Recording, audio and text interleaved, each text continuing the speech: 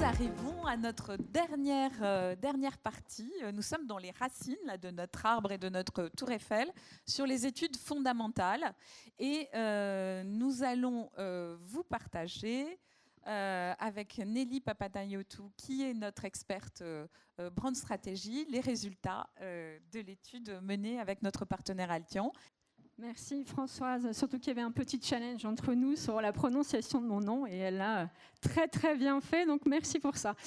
Et bonjour à tous, donc moi je vais vous donner les autres insights très fournis que nous avons tirés de l'étude Altian et encore une fois merci à toute l'équipe Altian.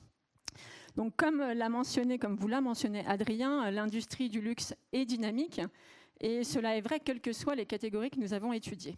Mais certains secteurs, certaines catégories cristallisent tous les désirs et vont profiter d'autant plus de cette croissance annoncée. Alors, quels sont-ils?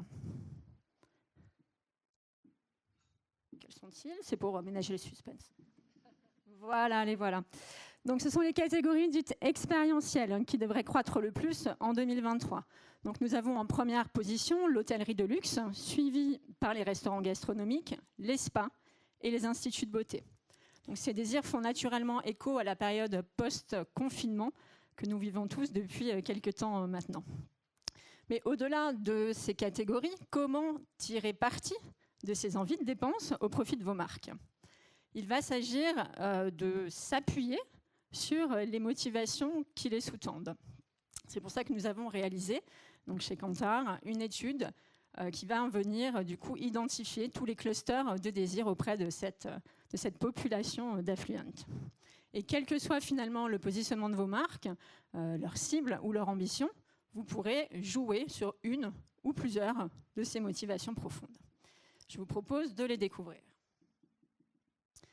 Alors, quelle que soit leur origine géographique, leur genre ou leur âge, les personnes que nous avons interrogées se regroupent autour de 6 clusters de désirs transversaux. On peut tout d'abord être en recherche de découverte, aimer apprendre, aimer découvrir et expérimenter de nouvelles choses. On peut aussi être en recherche d'attention, aimer être vu, aimer être reconnu, aimer être remarqué et influencer les autres. Vient ensuite la recherche de statut, avoir réussi dans la vie et ne pas vouloir s'en cacher, au contraire, vouloir le montrer. Le quatrième territoire de désir est celui de l'exclusivité. Là, il va s'agir d'aimer la discrétion, aimer la rareté des initiés et fuir l'ostentatoire. Vient ensuite la recherche d'héritage, favoriser le savoir-faire, favoriser les traditions, favoriser l'intemporel. Et pour finir, le désir d'authenticité, être engagé, favoriser le retour à l'essentiel et souhaiter que ses choix reflètent ses valeurs. Alors, chacun de ces clusters demande à être adressé de manière différenciée par les marques, et ce pour pouvoir coller au mieux des attentes des clients. Alors, voici quelques exemples qui montrent comment cela prend forme dans la bouche des personnes que nous avons interrogées.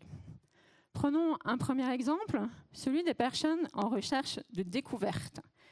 Elles vont être, de leur côté, particulièrement attentives au caractère innovant des marques qu'elles considèrent.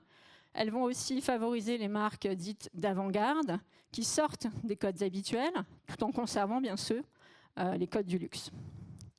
Si l'on prend un deuxième exemple, les personnes en recherche, alors le deuxième exemple, c'était en recherche de statut, tout à fait.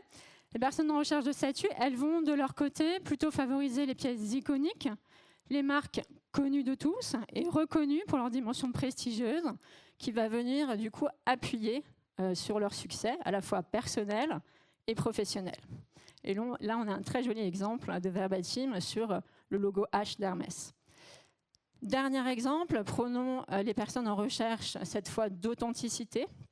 Pour ces personnes, il va s'agir avant tout de faire des choix qui sont des choix raisonnés, qui vont être alignés avec leurs valeurs. Ce sont aussi ces personnes qui vont en priorité regarder l'impact environnemental des marques qu'elles achètent, et elles vont favoriser du coup les marques qui ont des convictions et des idéaux, tout comme elles. Et là, on a eu un joli exemple de verbatim vis-à-vis de Tesla, qui pour cette personne-là allie plaisir de conduite et du coup respect de l'environnement.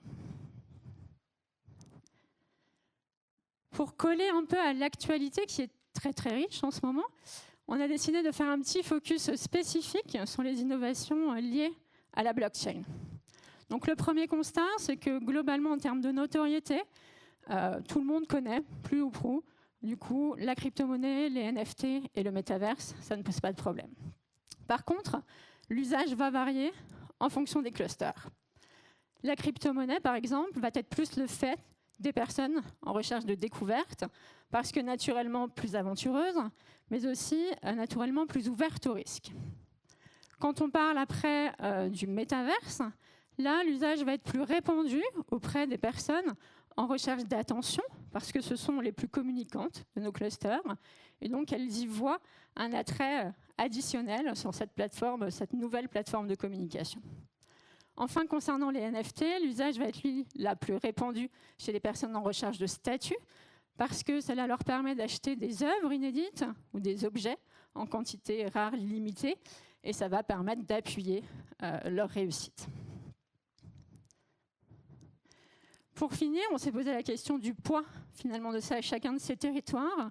Le premier constat, c'est que chacun de ces territoires est significatif et transversalement représenté sur les 3 continents que sont la Chine, l'Europe et les États-Unis. Cependant, un des territoires se démarque par sa taille, c'est le territoire de la découverte, et ce qui met bien en avant le fait que l'innovation et la surprise dans le secteur du luxe sont essentielles pour entretenir le désir. Donc voilà, nous arrivons au terme de notre événement. Je voulais juste vous remercier parce que c'était un peu long mais dense, j'espère intéressant pour vous. Vous dire également que voilà, 2 petits contacts pour toutes les questions pratiques. Vous pouvez joindre Marina. Pour toutes les questions sur le contenu, pour des rendez-vous, vous pouvez me joindre.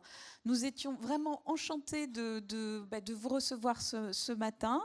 On vous a expliqué, c'est un peu le coup d'envoi de beaucoup de rendez-vous, de webinars, et donc on espère vous revoir très bientôt.